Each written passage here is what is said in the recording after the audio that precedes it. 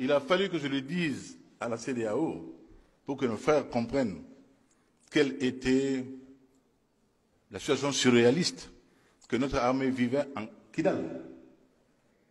Le Mali a accepté beaucoup. Le peuple malien est à saluer.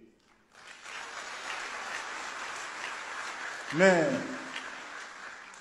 que nul ne se trompe sur la qualité de sa dignité, de son sens de la dignité. Ce n'est pas une histoire de cas malien pour moi, c'est une histoire de vie malienne pour moi.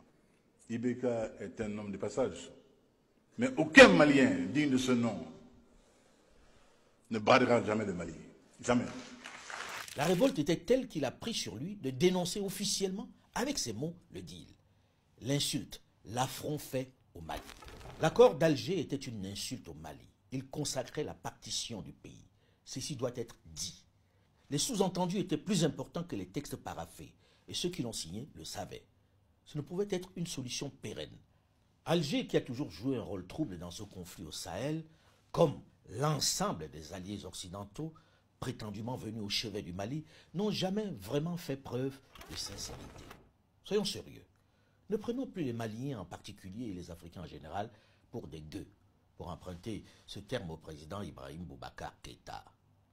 Les politiques maliens, quel que soit leur bord, sur ce coup-là au moins, doivent avoir à la fois l'obligation, l'honnêteté et la correction d'être du côté de leur pays. Chacun doit s'interroger de savoir pourquoi, en 2014, il a été empêché au Fama d'entrer dans Kidal. Assimi Goïta y était. Il est à saluer qu'il n'ait pas accepté cette forfaiture. Mais la vérité est têtue, et les Africains ont décidé de réfléchir par eux-mêmes. Sans être complotistes, sans être victimistes, sur ce qui se passe dans cette zone du Sahel, dans cette guerre au Mali, au Niger, au Burkina Faso, on peut quand même décemment se poser quelques questions essentielles sur la sincérité des alliés. D'abord celle de savoir comment dans ce vaste désert, sans port maritime, sans aéroport, sans piste d'atterrissage important, on peut se procurer, en toute discrétion, à l'insu de tous les drones et de tout le dispositif de sécurité occidentale, 5 000 à 10 000 motos neuves, ni vues ni connues. Dans n'importe quel port du monde entier, reconnaissez qu'un tel volume d'engins ne passe pas inaperçu. Il nécessite un vrai dispositif pour l'acheminer. Comment expliquer que ces 5 000 à 10 000 motos puissent entrer en toute discrétion, sans être vues de personne, dans le désert et être mises à la disposition de jeunes nationaux désœuvrés dans les villages? Toujours sans que cela ne soit su. Et tout aussi bizarre, personne ne sait qui les a commandés. Quelle est la compagnie, le constructeur qui les a fabriqués? Comment on les a acheminés dans ce trou perdu? Reconnaissez que ça interroge un peu et qu'on peut nourrir à juste titre de la suspicion lorsque l'on sait à quel point les outils pour traquer l'argent dans le monde sont sophistiqués aujourd'hui.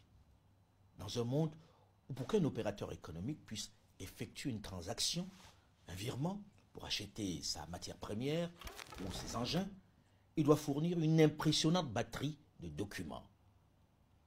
Et souvent pouvoir rejeter son virement. Ce n'est pas tout.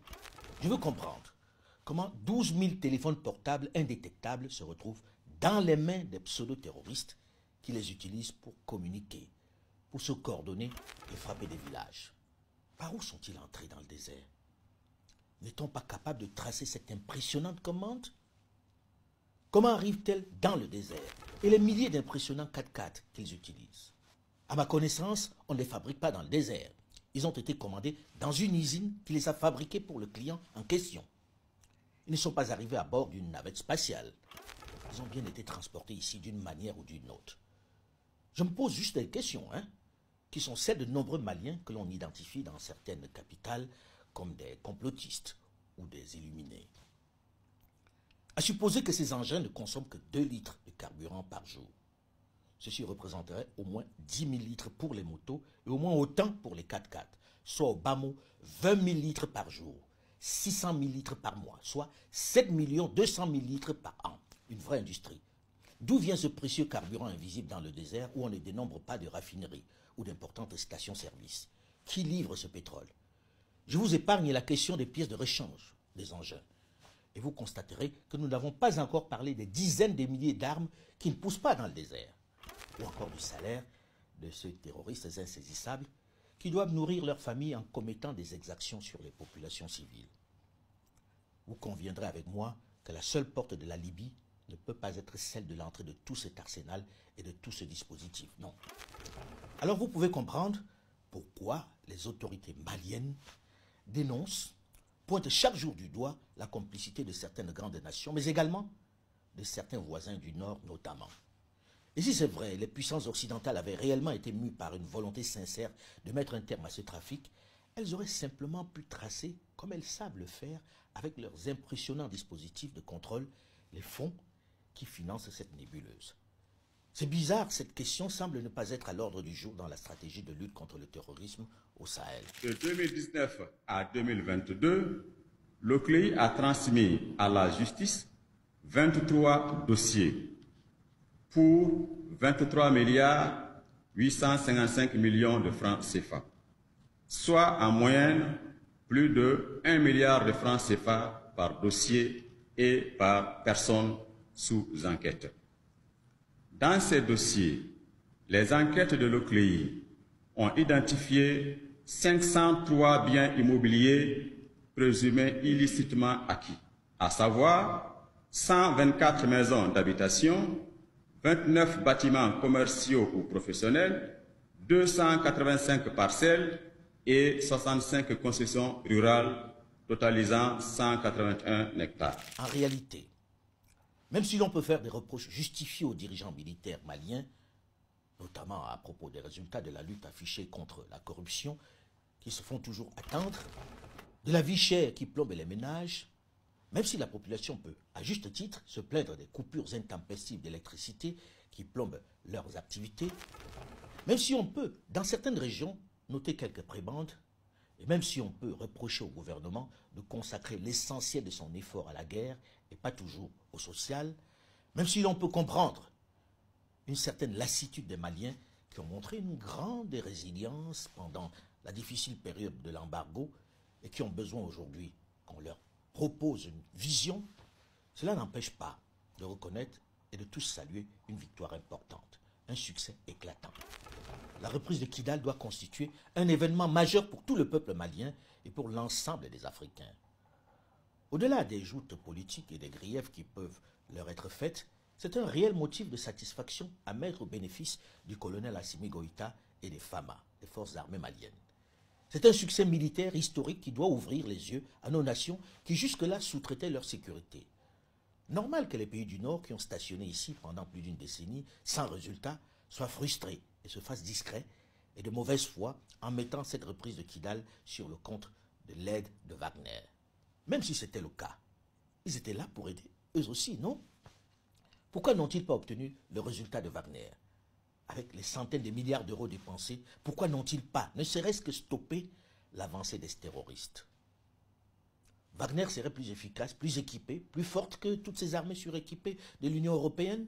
France, Union européenne, Allemagne, Norvège, Grande-Bretagne et autres grandes puissances. Dans ce cas, on aurait dû recourir à eux beaucoup plus tôt. Ainsi, on aurait économisé beaucoup de vies maliennes et beaucoup d'argent nécessaire à l'économie de cette région exsangue. Plusieurs centaines de milliards d'euros en 10 ans pour un résultat que tout le monde reconnaît être négatif. Il fallait sortir de ce mauvais film, c'est évident, non? Je sais que certains bien-pensants, de bonne foi très souvent, mais parfois un peu trop formatés par cette pseudo-mondialisation uniformisante, vont tout de suite hurler, jouer les vierges effarouchées, m'accuser d'être le copain des putschistes, vont s'insurger sur le fait que l'on puisse, ne serait-ce qu'une seconde, comprendre la présence des militaires aux affaires. Je vais tout de suite les rassurer en disant que je les comprends. Ils ont raison. Je ne suis pas pour les militaires aux affaires. Leur place est dans les casernes.